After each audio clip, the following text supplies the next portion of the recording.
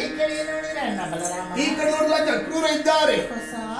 ಹೌದು, ಹೋಗುದಲ್ಲಿ ಗೊತ್ತೇ.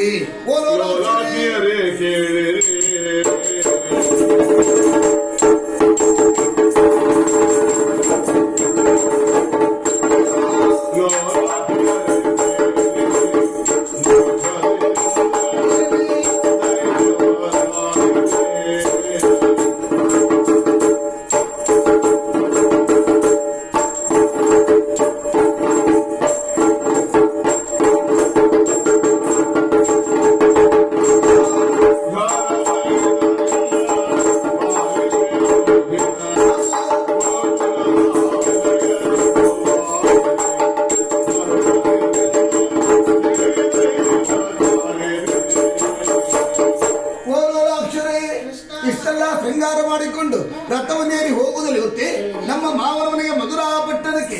ಅಲ್ಲಿ ಹಬ್ಬವೇ ಯಾಕೆ? ಒಳ್ಳೆ ಊಟ ಇರ್ತದೆ, ಅದು ಹೊಟ್ಟೆಗೆ ಯಾವುದು ಸಿಗುದಿಲ್ಲ, ಎಲ್ಲ ಪೆನ್ನಿ ಸಿಗ್ತದೆ ಅಲ್ಲಿ. ನಿಮ್ಮ ಹೆಣ್ಮಕ್ಳು ಸೇರುವಂತ ಹಬ್ಬ ಅಲ್ವೇ? ಏನಿರುವಂತ ಗಂಡು ಮಕ್ಕಳು ಸೇರುವಂತ ಹಬ್ಬ. ಅದೇ ಬಿಲ್ಲ ಹೊಡೆದಾಟ ಪೆಟ್ಟು 3 ದಿನ ಬಿಟ್ಟು ಬರ್ತೇನೆ ನಾನು. ಅರಕ್ಷಣ ಕೃಷ್ಣನ್ ಬಿಟ್ಟಿರು ಸಾಧ್ಯ ಇಲ್ಲ ತಾವೆ. ನಿಮ್ಮಲ್ಲಿ ಯಾರಾದ್ರೂ ಒಬ್ಬರು ಕೃಷ್ಣನ ಈಶ್ವರ ಮಾಡಿ ಅವರನ್ನು ಕೃಷ್ಣ ಅಂತ ತಿಳ್ಕೊಂಡು ಪೂಜೆ ಮಾಡ್ತಾ ಕಾಲ ಕಲೀರಿ. ಎಂತ ಕೃಷ್ಣ ಬೇಡ, ನೀ ಮಾಡಿದೆ ಅಂತ ಅದು ಪೂಜೆ ಮಾಡೋರು ಯಾರೂ ಬರುವುದಿಲ್ಲ. ನೀ ಮಾಡುದಾದ್ರು ಮಾಡು, ಕೂತರಿ ವೇಷ ಮಾಡು.